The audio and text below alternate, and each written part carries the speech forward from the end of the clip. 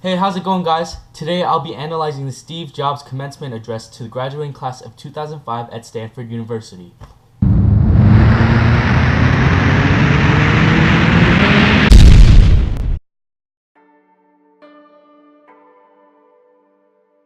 So before I begin my actual analysis, here's some background information on Steve Jobs. So as we all know, Steve Jobs planted the seed to create one of the world's greatest companies known as Apple. However, he didn't get to this position as easily as we think he did. Before he was even born, his own mother put him up for adoption. How crazy is that? What kind of mother would do that?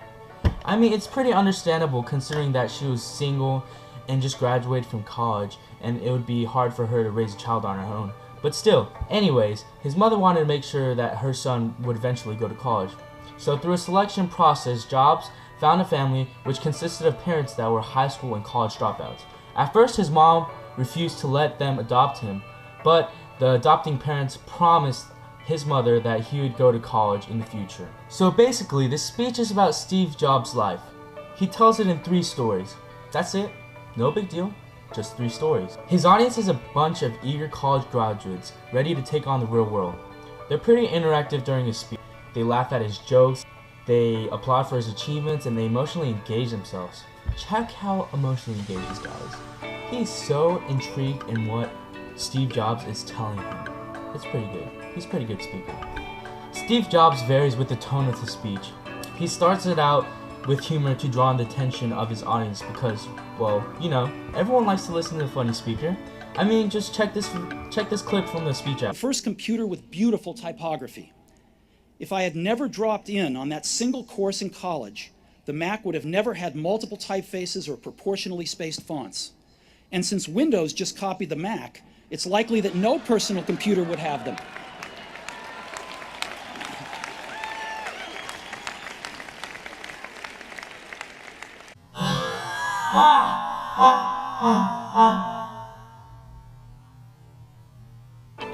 He bashes Windows in front of millions of people on national television, saying that they straight up copied him. That is hilarious.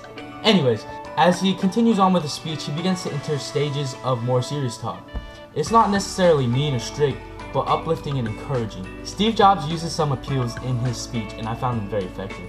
As for Pathos, he grabs a hold of the audience's emotion when he tells them about his near-death experience with pancreatic cancer. Obviously, death is a very touchy subject, and it definitely appeals and touches people's hearts and emotions when they hear something like that. I know I did because of the experience that I've had in the past with that, but it definitely helps grab the emotion of the audience and help them connect with him. For Ethos, Steve Jobs is quite credible. He's the CEO of Apple, Pixar Animation Studios. He's definitely a good speaker. He knows what to say. I mean, check him out. When he used to release the new Apple iPhone 4. Check it out. This is the best invention you will ever have in your entire life. But back in reality, it really wasn't. Anyways, he uses some logos too. He's simple. He doesn't complicate his word choice. He doesn't complicate his sentence structure. He's straight to the point, nothing extra, only what's necessary, and it's very effective. It's very simple-minded, open, so that multiple audiences from different areas can understand and interpret what he's saying.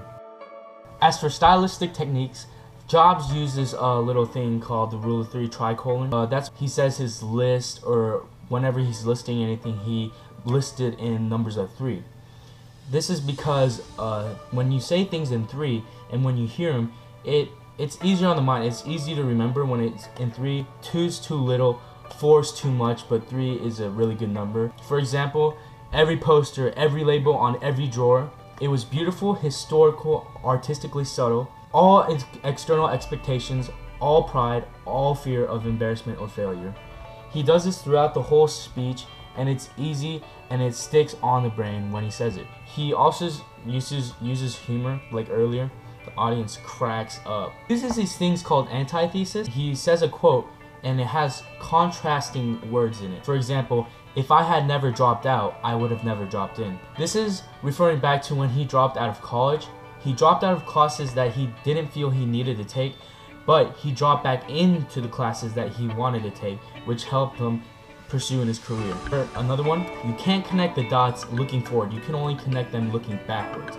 Meaning, he didn't really know what he had going in his future based on where he was at, but after he went through his trials and tribulations, he was able to go back and see, wow, I learned these things, now I can finally connect them and utilize them for what they're for.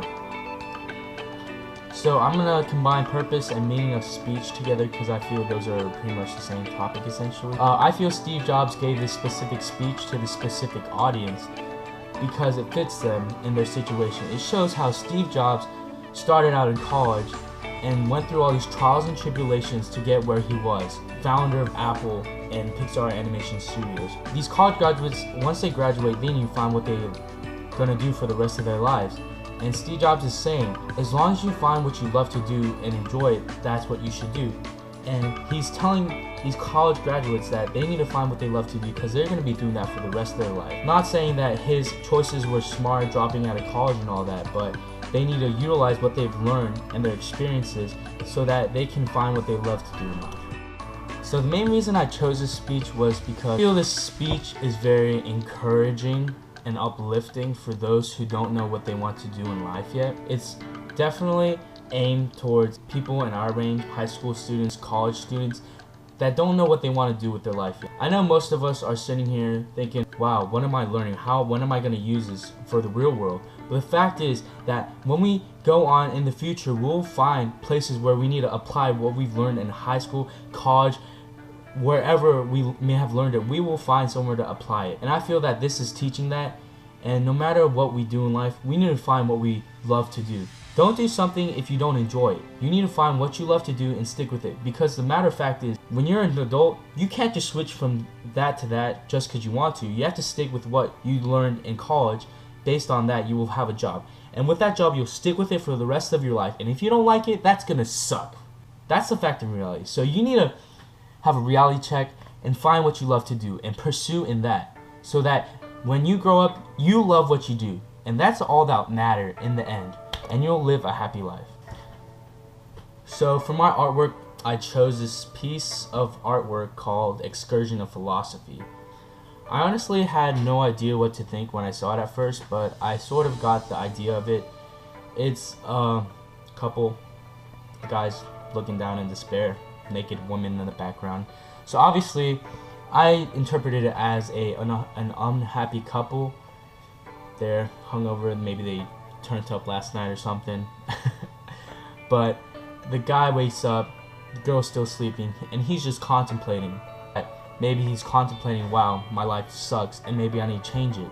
And I feel Steve Jobs' speech can really apply to this, because this guy who's unhappy needs to find what he likes to do so that he will be happy, and so when he's happy, his wife will be happy, and then everything will be good in the life, in the house that they live in. You feel? So thank you for watching my speech video. Rihanna!